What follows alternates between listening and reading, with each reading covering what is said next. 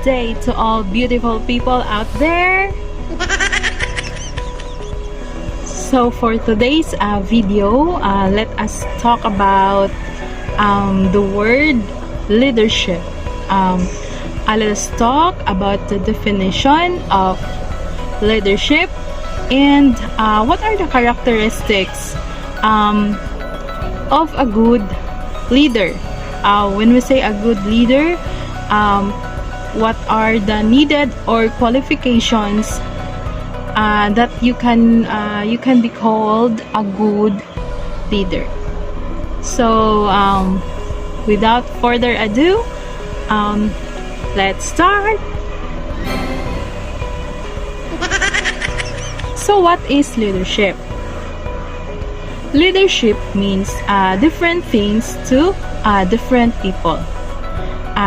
A definition usually depends on the perspectives, personalities, and philosophies, and especially values and professions of the people who define it.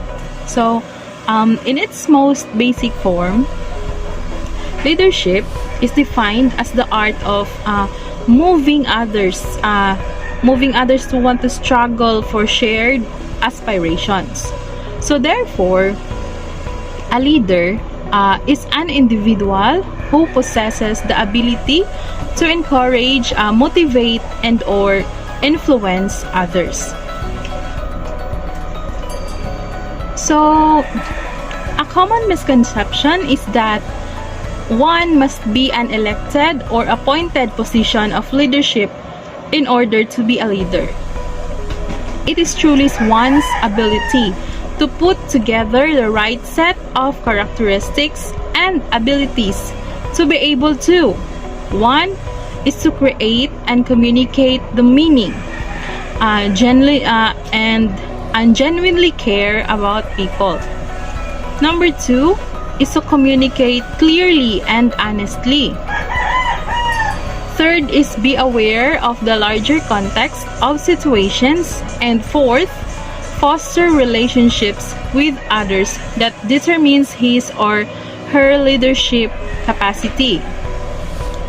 Although there is no definite set of skills an individual must have to be a leader, here are some that are essential for the relationship building critical to any leader.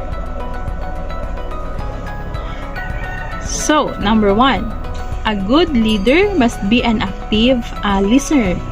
He or she must listen to the ideas and opinions of his or her employees, his or her friends, or his or her family. Second, a good leader must be conscientious, or you wish to do good for the company or for the institution that you belong with. And third is empowerment. Empowerment is you make other people do something, or you assigned a task to an employee or other people. Fourth is an effective communicator. So if you're a good leader, you should be an effective communicator. Not literally you're in good in English, but you have to listen, and you have to be a good communicator, because communication is essential in managing a business or an organization. And the fifth is persistence. You have to be persistent even if, for example, the company is not doing good or the organization is not doing good. You have the belief that things will be all right in the future. Things will be right in the future. And this last one is the consistency. So you have to be consistent on your policies, on implementing rules and regulations to enable fairness in an organization or a company. So there's a few essential elements of leadership a leader must keep in mind in his or her role are. So these are the roles of a good leader. So number one is the relationship building. You have to have a good harmonious relationship with your employees, co-employees or other managers. Second, team building. You have to be there. You must collaborate and you must work like a team in an organization. So you can have a peaceful work setting conditions. So third is goal setting. So as a leader, you have to envision a goal or implement a goal that your employees must follow, which is in line with the goals and objectives or the visions of your organization or the institution that you belong with. So fourth is creating and communicating a vision. So just like I said a while ago that you have to employ a strong foundation or of a goal that your employee will follow.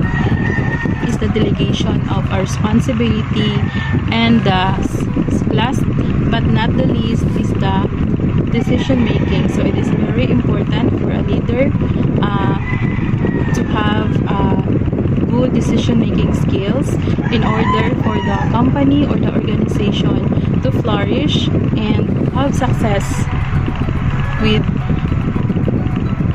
their goals and objectives. So leadership has many styles. So no one is right or wrong, just different. So the following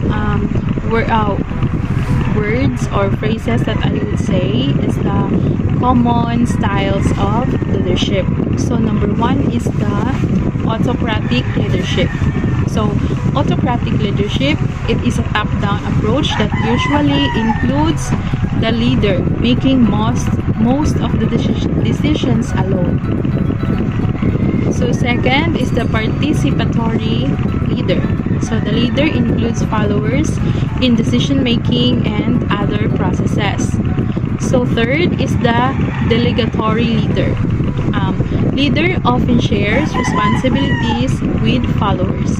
And fourth is the charismatic leader. So a leader is well liked by followers and has much influence in the organization. The fifth one is the democratic leader. So a leader uses the opinion of the majority of the group when making decisions and when delegating responsibility. So before I end this video, let us define a word, followership. So what is a followership? So followership is an important component of leadership, ironically. It is the concept of followership. In order to be an effective leader, one must not only understand what it means to be a good follower, but be a good follower him or herself.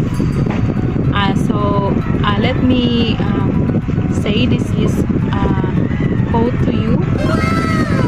It's very important to never assume the leader is more important than the follower. Indeed, without the follower, there would be no leader. So that's it for today's video, guys. I hope you enjoy my content, and thank you for listening and thank you for watching. Bye.